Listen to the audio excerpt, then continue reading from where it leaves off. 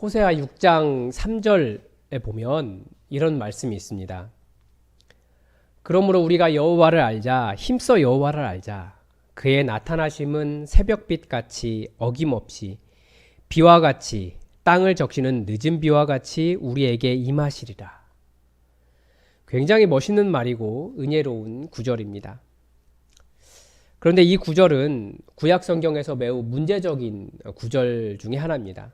예전에도 한번 짧게 말씀드린 적이 있는데요. 이 말을 누가 했냐는 거죠. 이 말을 누가 했냐면 바로 다음 구절, 그러니까 6장 4절에서 선지자의 비판의 대상이 되는 에브라임, 그러니까 북이스라엘이 한 말입니다. 너희는 그렇게 여호와를 알고자 하는데, 그런데 너희는 그렇게 반드시 나타날 하나님의 사랑, 인애를 원하면서 왜 너희의 인애는 아침 구름이나 금방 없어질 이슬과 같으냐라고 선지자가 비판합니다. 그러면서 선지자는 하나님께서 원하시는 것이 무엇인지 가르쳐 줍니다. 첫 번째가 나는 인애를 원하고 제사를 원하지 아니하며 번제보다 하나님을 아는 것을 원하노라. 그러니까 하나님께서 원하시는 것이 뭐냐면 하나는 인애, 그리고 다른 하나는 하나님을 아는 것. 즉 하나님에 대한 암, 하나님을 아는 것입니다. 그런데 이미 에브라임 그가 뭐라고 말합니까? 우리가 여호와를 알자, 힘써 여호와를 알자라고 말할 때 이 같은 말을 하고 있는 것 아닙니까? 여호와를 알자. 에브라임도 같은 이야기 하는 겁니다. 선지자도 같은 이야기를 했어요. 여호와를 알아라. 그러면 차이는 무엇입니까? 에브라임의 하나님에 대한 지식에는 하나님 공부가 들어있었던 것 같습니다. 그게 뭡니까? 제사법, 율법, 이런 것들입니다. 그래서 하나님의 인애, 즉 사람에 대한 사랑이 없고 하나님을 안다고 하면서 그들이 강조했던 것은 번제, 이런 것들이었던 겁니다. 그런데 그게 하나님에 대한 지식, 하나님을 바르게 아는 것은 아니었다라는 거죠. 지금 우리는 지난주 본문에 이어진 본문을 보고 있습니다. 그래서 지난주 설교를 듣지 않으셨다면 오늘 설교를 듣기 전에 듣고 오셔야 됩니다. 그렇지 않으면 드라마 1편을 보고 1편을 보지 않고 2편을 보는 것과 같은 답답함이 있을 수 있습니다. 그래서 잠깐 요약을 하면 지난주 본문에는 예수님의 탄식이 들어있었습니다. 왜 나와 함께 있으면서, 왜 나를 따라다니면서 나에 대해서 모르느냐라고 탄식하셨습니다. 그래서 귀먹고 말 더듬는 사람을 고치시는 그 모습을 통해서 예수님은 제자들에게, 그리고 많은 무리들에게 에바다, 열려라, 깨달아라 라고 명령하셨습니다. 그리고 오늘 본문은 더 직접적으로 예수님에 대해서 가르쳐 줍니다. 여러분, 사람을 아는 일의 첫 번째가 무엇입니까? 바로 마음입니다. 우리 진심이라고 이야기하죠. 여러분, 예수님의 마음을 아십니까? 에브라임 사람들이 하나님에 대해서 알려고 할 때 선지자가 비판한 것도 그들이 하나님의 마음을 모르면서 외적으로만, 공부로만, 지식으로 그렇게 하나님을 알려고 했다는 것 아닙니까? 여러분, 먼저 하나님의 마음을 한번 보시기 바랍니다. 예수님께서 귀먹고 말 더듬는 자를 고치실 때 그 옆에 또 다른 큰 무리가 있었다라고 본문은 시작합니다. 그런데 그들을 향한 예수님의 마음이 무엇이었습니까? 말씀은 아주 분명하게 이야기하고 있어요. 내가 무리를 불쌍히 여기노라. 무엇 때문에 불쌍히 여기셨습니까? 그들이 나와 함께 있은지 이미 사흘이 지났으나 먹을 것이 없도다. 만일 내가 그들을 굶겨 집으로 보내면 길에서 기진하리라. 예수님의 마음을 가르쳐주는 첫 번째 단락에서 왜 먹을 것의 문제를 다루고 있을까요? 바로 인간의 많은 문제가 먹을 것과 관련이 있기 때문입니다. 그래서 예수님에 대해서 가르치실 때도 당신 스스로를 먹을 것에 대해서 비유하셨습니다. 먹을 것과 비유하셨어요.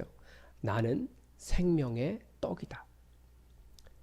또한 주기도문에서도 우리에게 일용할 양식을 달라고 기도하라고 가르쳐 주셨습니다.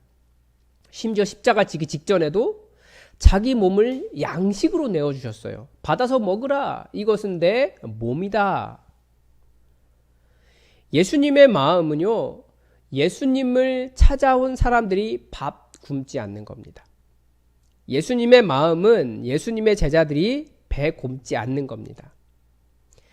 그러니까 예수님의 마음은 이 땅의 사람들이 먹을 것 때문에 아등바등하며 살고 있는 것을 불쌍히 여기신 겁니다. 사람들은 예수님의 이런 마음을 오해할 때가 많습니다. 오늘 보면 바로 다음과 그 다음 단락에서도 이 바리새인들에 대한 비난이 나옵니다. 예수님께서 그들을 싫어하세요. 왜 그렇습니까? 바리새인들은 하나님에 대해서, 성경에 대해서 가장 잘 안다고 자부하는 사람들이었습니다. 그러나 그 사람들은 인생의 고난함을 불쌍히 여기시는 하나님의 마음, 그 하나님의 불쌍히 여기시는 마음을 갖고 있지 못했습니다. 그래서 성경은 안다라고 하는 개념을 둘로 나눠요. 하나는 누구에 대해서, 무엇에 대해서 안다입니다. 이건 뭡니까? 정보죠, 정보. 최근 드라마 동백꽃 필 무렵 이후로 잘 보지 않았던 드라마를 또 하나 붙잡고 보기 시작했습니다. 그 드라마에는 어떤 연예인을 소위 덕질하는 여주인공이 나옵니다. 이 덕질이라는 말을 잘 모르시는 분들이 계실 텐데요. 덕질이라는 것은 어떤 분야나 뭐 어떤 사람이나 뭐 어떤 일을 너무 좋아해서 거기에 완전히 몰입해서 그 관련된 것을 모으기도 하고 파고드는 사람입니다. 그런데 이 사람은 그런 일을 하는 건데요. 이 사람은 자기가 덕질하는 연예인에 대해서 모든 것을 다 알고 있어요. 그런데 한 번도 만나본 적은 없어요. 생일, 나온 학교, 출신 학교, 뭐 좋아하는 취향, 심지어 피부 톤까지 다 알고 있습니다. 현재 활동까지 툭하면 건들 정도로 다 알아요. 그런데 만나본 적은 없어요. 물론 그것도 아는 거죠. 그런데 이것은 그 사람을 만나서 사귀어서 아는 진짜 알미 아니라 정보입니다. 성경이 말하는 또 다른 안다는 누구를 안다, 무엇을 안다, 직접적인 알미입니다. 원래의 개념은 뭐냐면 부부가 결혼을 해서 서로를 인격적으로 안다라고 하는 아주 깊은 관계적인 알미에 대한 겁니다. 다시 아까 그 드라마 이야기를 하면 그 여주인공이 어쩌다가 자기가 덕질하던 그 남자 연예인을 만나서 친구가 되고 함께 시간을 보내며 자신이 알고 있던 정보보다 인간적으로 그 사람을 알게 되는 거예요. 그래서 하는 말이 있어요.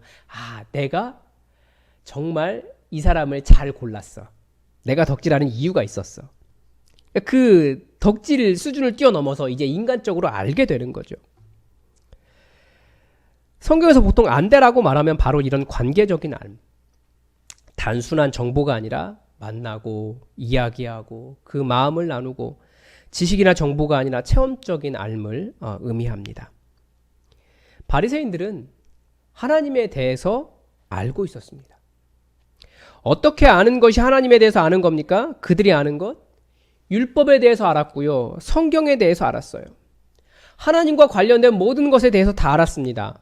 그런데 바리새인들의 하나님에 대한 지식에는 하나님만 빼고 하나님 주변적인 것은 다 들어 있었어요. 가득했습니다. 하나님만 빠져 있는 거예요. 표적을 보기를 원했지만 정말 하나님의 마음은 몰랐고요. 지식을 갖기를 원했지만 하나님의 마음을 몰랐고요. 사람들이 하나님을 경외하도록 만들려고 했지만 하나님의 마음을 몰랐어요. 그건 하나님에 대해서 아는 것이, 하나님을 아는 것이 아닙니다. 우리 하나님의 마음은요, 이 땅의 사람들을 불쌍히 여기시는 마음입니다. 그래서 예수님께서 이 땅에 오신 이유도 이 세상을 사랑해서 오셨다라고 가르쳐 줍니다. 너희들은 왜 모르니? 너희는 왜 그것밖에 하지 못하니? 너는 왜 자꾸 죄를 짓니? 너의 인생은 왜 그거밖에 되지 않니? 너는 왜? 정죄하기 위해서 오신 것이 아니에요. 예수님은 세상을 사랑하시기 때문에 오셨지, 죄가 하나님께서 사랑하신 사람을, 이 세상을 죽여가기 때문에 예수님이 오신 것이지 정죄하기 위해서 오시지 않으셨다는 겁니다. 우리 하나님의 마음은 사랑이시고요, 불쌍히 여기시는 마음이지 정죄가 아닙니다. 두 번째, 예수님의 마음은 우리가 하나님에게 해답이 있다라는 것을 깨닫기를 바라는 마음이었습니다. 예수님께서 그 큰 무리가 집으로 돌아가다가 기진하여 쓰러질까 걱정할 때 제자들이 그런 대답을 합니다. 이 광야 어디서 떡을 얻어 이 사람들로 배부르게 할 수 있으리이까? 본문은 지금 그곳이 광야라고 말합니다. 여기서 말하는 광야는 보통 성경에서 이야기하는, 또 우리 머릿속에 있는 그 일반적으로 그 건조하고 메마른 그 사막과 같은 곳이 아니라 사람이 살지 않는 지역이라는 뜻입니다. 주변에 인가가 없다는 뜻이에요. 여기에서 예수님의 마음과 제자들의 마음에 얼마나 큰 차이가 있는지를 알 수 있습니다. 예수님의 마음은 그 큰 무리를 걱정하시며 그들을 먹이시는 것이었고요. 제자들은 우리가 어떻게 이렇게 많은 사람을 먹일 수 있는가? 불가능합니다 라고 말한 자기들의 능력의 한계였습니다. 어떻게 해야 할까요? 우리 능력을 생각하면 분명히 답은 없습니다. 그래서 답이 없다라고 이야기할 거예요. 제자들처럼 이 광야 어디서 떡을 얻어 이 사람들을 배부르게 먹일 수 있겠습니까? 라고 역으로 질문할 겁니다. 우리에게는 답이 없어요. 그런데 예수님께서 어떻게 하십니까? 그들에게 물으셨어요. 너희에게 떡이 몇 개나 있느냐? 예수님의 질문은 무슨 뜻이겠습니까? 답이 있다는 겁니다. 답이 무엇입니까? 바로 여호와 하나님이십니다. 우리의 인생은 사실 광야에 있는 것처럼 막막할 때가 많이 있습니다. 정말 막막해요. 왜 막힐까요? 먹고 사는 것이 해결이 안 되니까요. 정말 이 광야에 선 것처럼 사방에 도와줄 손길이 하나도 없고 내 손으로 해결할 만한 방법, 능력조차 없는데 그러면 어떻게 해야 합니까? 그렇게 막막할 때가 있어요. 그런데 해결 방법이 있을까요? 답이 있다니까요. 바로 우리 하나님이십니다. 그래서 그렇게 말하잖아요. 사방이 다 막혀 있어도 하늘은 열려 있다고. 여러분, 하나님이 여러분의 해답이십니까? 정말 막막할 때, 도와줄 사람도 없고 내 능력도 안 될 때 하나님이 여러분의 해답이십니까? 우리는 이것을 다 알아요. 모르지 않아요. 그런데 정말 아는 사람은 어떻게 합니까? 사방이 다 막혀 있을 때 하늘을 바라보는 사람이 진짜 아는 거예요. 답을 찾을 때 하나님을 바라보지 않고 어디에서 먹을 것을 사지라고 생각한다면 역시 하나님에 대해서 아는 것이지 하나님을 아는 데까지 이르지는 못한 겁니다. 그래서 사실 광야는 하나님이 해답이신 것을 깨닫기 아주 좋은 장소입니다. 이것을 깨달은 사람이 바로 모세입니다. 모세는 그 인생 자체가 광야와 같은 사람이었어요. 여러분, 모세의 인생을 한번 생각해 보십시오. 아시지 않습니까? 모세는 아기 때부터 버려진 아이였어요. 그런데 그를 건진 사람이 애굽의 공주였습니다. 그렇게 버려진 많은 아이들에 비해 운이 좋았던 건가요? 아니에요. 이런 게 바로 해답이 되시는 하나님의 도우심입니다. 바로의 궁정에 왕자로 들어간 것처럼 보였지만 결국 살인자가 되어 미디안 광야로 쫓겨갔습니다. 도망쳤습니다. 그런데 하나님은 거기에서 가족을 만들어 주셨어요. 그리고 이스라엘 민족을 이끌 때에도 모세는 하나님만을 의지했습니다. 뒤에는 애국 군대가 쫓아오고 앞에는 홍해가 가로막고 있어서 백성들이 우리 여기에서 다 죽게 생겼다고, 왜 우리를 이 사지로 이끌어들였냐고 원망할 때도 모세는 하나님만을 바라보았습니다. 그에게 답은 여호와 하나님이셨기 때문입니다. 마실 물이 없고 먹을 음식이 없을 때에도 모세는 하늘을 바라보았습니다. 그럴 때 하늘에서 먹을 것이 떨어졌어요. 해답이 여호와 하나님께만 있었기 때문입니다. 그 모든 광야의 삶을 모세는 이렇게 요약합니다. 내 하나님 여호와께서 이 40년 동안에 내게 광야길을 걷게 하신 것을 기억하라. 이는 너를 낮추시며 너를 시험하사 내 마음이 어떠한지 그 명령을 지키는지 지키지 않는지 알려 하심이라. 너를 낮추시며 너를 줄이게 하시며 또 너도 알지 못하던 만나를 내게 먹이신 것은 사람이 떡으로만 사는 것이 아니요 여호와의 입에서 나오는 모든 말씀으로 사는 줄을 내가 알게 하려 하심이라. 여러분, 광야 가운데 계십니까? 모든 것이 꽉 막히고 답답하십니까? 바로 그때가 여호와 하나님의 권능을 경험할, 지금까지 성경에서만 다른 사람의 이야기로만 알았던 하나님의 전능하심을 경험할 때입니다. 그래서 하나님의 대안알미 아니라 하나님을 알 수 있는 기회입니다. 예수님께서 우리에게 보여주시는 세 번째 마음은 우리의 삶이 풍성한 천국의 잔치가 되기를 바라는 마음입니다.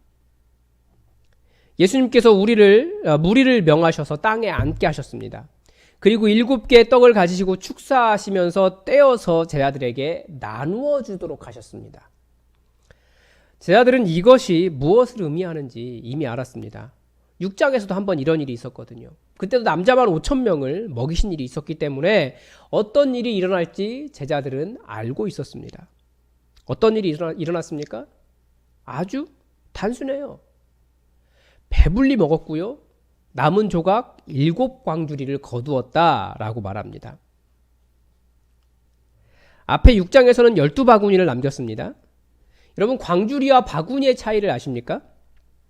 오늘 말하는 광주리는요, 사람이 들어갈 정도로 아주 큰 광주리입니다. 그런 거 있잖아요. 여성분들이 등짐 지고 이렇게 나르는 큰 광주리요.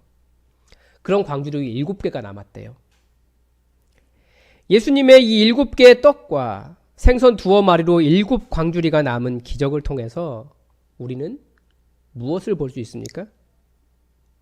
하나님의 권능이 무궁무진하시고 우리의 상상과 한계를 뛰어넘는다는 것을 보게 됩니다. 하나님 나라가 얼마나 풍성합니까? 예수님은 우리가 이 다음 없는 하나님 나라를 알기를 원하셨습니다.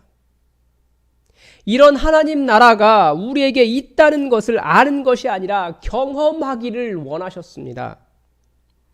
이런 기도를 한 사람이 바로 사도 바울이에요. 바울 사도가 기도할 때 이렇게 기도했어요. 에베소 교회를 위해 기도할 때 하나님의 영광의 풍성함을 따라 성도들에게 능력과 믿음과 사랑과 하나님의 모든 충만하신 것을 그들에게 부어주시기를 기도했습니다. 그러면서 기도를 들으시는 하나님을 이렇게 표현해요. 우리 가운데서 역사하시는 능력대로 우리가 구하거나 생각하는 모든 것에 더 넘치도록 능히 하실 이에게 우리가 믿는 하나님은 믿는 자에게 하나님의 풍성함을 구하는 모든 자에게 넘치도록 풍성하게 생각하거나 기도하는 것보다 훨씬 더 풍성하게 부어주시는 분이 우리 하나님이십니다. 그리고 그 하나님, 그 능력 경험하는 것이 천국, 하나님 나라입니다. 그런데 이런 천국 누가 경험합니까? 만약에 제자들이 계속해서 안 돼요. 이 광야 어디에서 떡을 구해요? 라고 말하면서 예수님께 내어놓을 생각조차 하지 않았다면, 즉 하나님 나라는 이 하나님 나라의 풍성함을 기대하는 사람, 그것을 바라는 사람, 믿는 사람에게 나타납니다. 그리고 또 하나 하나님 나라에 대해서 오해하시는 분들이 있는데 가끔씩 하나님 나라의 풍성함이 아니라 그 큰 광주리, 사람이 들어갈 것 같은 그 큰 광주리들을 보면서 그 광주리를 달라고 하는 사람들이 있어요. 그러니까 그 광주리를 보면서 오, 사람이 들어가는 큰 광주리네, 이거 어마어마하게 큰데 좋은데 이게 하나님 나라지 착각하는 사람들이 있다라는 거예요. 천국은 언제 이루어졌습니까?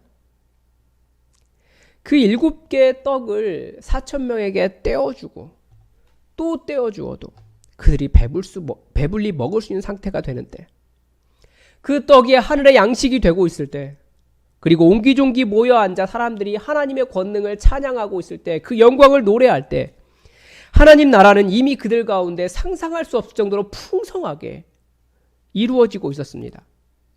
그러면 광주리는 무엇입니까? 풍성해 보이고 크잖아요. 그런데 그 자체는 하나님 나라의 증거가 될 수 있지만 그렇다고 광주리가 하나님 나라는 아닙니다. 즉 사람들 사이에 드러난 하나님 나라가 아니라 눈에 보이는 것으로 하나님 나라를 측량하고 하나님 나라라고 말하기 시작하면 하나님 나라가 왜곡됩니다.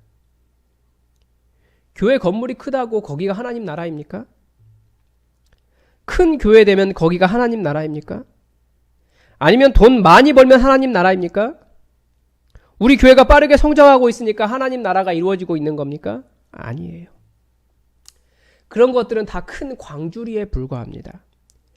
우리가 주목해야 할, 우리 안에 이루어야 할 하나님의 나라는 우리 안에서, 우리 공동체 안에서 역사하시는 하나님의 권능과 그 임재의 현장입니다. 그래서 큰 광주리가 없을 때에도 하나님 나라는 이루어지고 있었어요. 그래서 다시 서론 이야기를 하자면 북이스라엘 사람들은 하나님 나라를 제사로 이해했습니다. 제사 드릴 때 화려해요. 안식일만 되면 수많은 사람들이 제물을 들고 왔습니다. 번제는 어떻게 드리는 것이다. 그 순서 하나하나 그 지식이 넘쳐났습니다. 그래서 우리가 하나님을 이만큼 잘 안다라고 말했습니다. 그러나 그들에게 인애, 즉 사랑이 없고 하나님의 마음을 아는 것이 없어서 선지자가 그들을 비난하잖아요. 수많은 사람들, 그 수많은 사람들이 가져오는 재물, 화려함, 각종 집회, 다 사랑이 없어서 사람을 배려하거나 사랑하지 않고 하나님의 마음을 모른 채 이루어지는 행사들이라면 그게 다 광주리예요. 아무리 남은 조각들로 가득 차 있어도 이제는 음식물 쓰레기 담고 있는 거라고요. 우리 예수님께서 우리가 누리기를 바라셨던 그 풍성함은 광주리가 아니라 하나님의 역사하시는 현장, 바로 그 안에 있습니다. 다시 한번 여러분, 지금 문맥을 잘 기억하고 있어야 됩니다. 우리는 하나님 나라를 알기 위해서 예수님 따라가고 있습니다. 그리고 하나님 나라의 핵심은 바로 예수 그리스도입니다. 다들 신앙을 갖기 위해 공부를 하려고 합니다. 지식이 있어야 된다고 생각해요. 그런데 공부가 전문은 아닙니다. 공부를 통해 하나님 나라를 알 수 있다면 베드로나 야고보, 요한 이런 사람들은 불가능했을 거예요. 바리새인들이 하나님 나라를 더 잘 알았을 겁니다. 아니면 크고 좁고 화려한 것으로 하나님 나라를 증명하려고 했을 겁니다. 그러나 예수님 보여주신 하나님 나라는 그것이 아니었습니다. 첫 번째는 예수님 그분을 바로 알아야 합니다. 예수님이 하나님으로서 이 땅에서 어떤 일을 행하실 수 있는 분인가를 경험하는 겁니다. 그리고 오늘도 우리를 사랑하셔서 우리의 고생과 험난한 인생을 불쌍히 여기신 예수님의 그 마음을 바로 알고 그분을 만나시기 바랍니다. 그래서 주님을 의지하는 사람에게 하나님께서 응답해 주셔서 풍성한 천국잔치를 경험하게 해주실 겁니다. 하나님 나라, 예수님 그분 안에 있습니다. 여러분이 상상하고 기대하고 기도하는 것보다 더 크고 풍성합니다. 우리가 바로 그분을 우리의 주인으로 모시고 살고 있다는 것을 기억하시고 예수님의 마음을 왜곡하지 않고 혹은 오해하지 않고 예수님의 사랑을 풍성히 누리며 천국을 살아가시기 바랍니다. 기도하겠습니다. 하나님, 그 광야에서 먹을 것을 구할 수 없다고 생각한 그곳에서 우리는 예수님의 마음을 보았고 우리의 해답이 되신 하나님의 권능을 보았고 우리 안에 이루어지는 하나님 나라를 경험했습니다. 하나님, 우리가 여러 가지로 고민하며 이 험악한 광야와 같은 인생을 살아가지만 오히려 이 험난한 삶이 하나님의 마음을 알고 하나님의 권능을 경험하며 천국을 살아가는 삶이 되도록 우리를 인도하여 주시옵소서. 우리에게도 에바다 말씀하시며 제발 예수님의 마음을 알고 예수님을 깨달으라고 말씀하신 그 뜻을 기억하여 진정한 그리스도인이 되도록 하나님 나라와 끊임없이 연결되어 하나님 나라를 살아가는 사람이 되도록 우리를 인도하여 주시옵소서. 주님의 은혜를 항상 감사드리며 예수님의 이름으로 기도드립니다. 아멘. 우리 이 시간 찬송가 357장으로 말씀을 주신 하나님 앞에 감사드리겠습니다. 357장입니다.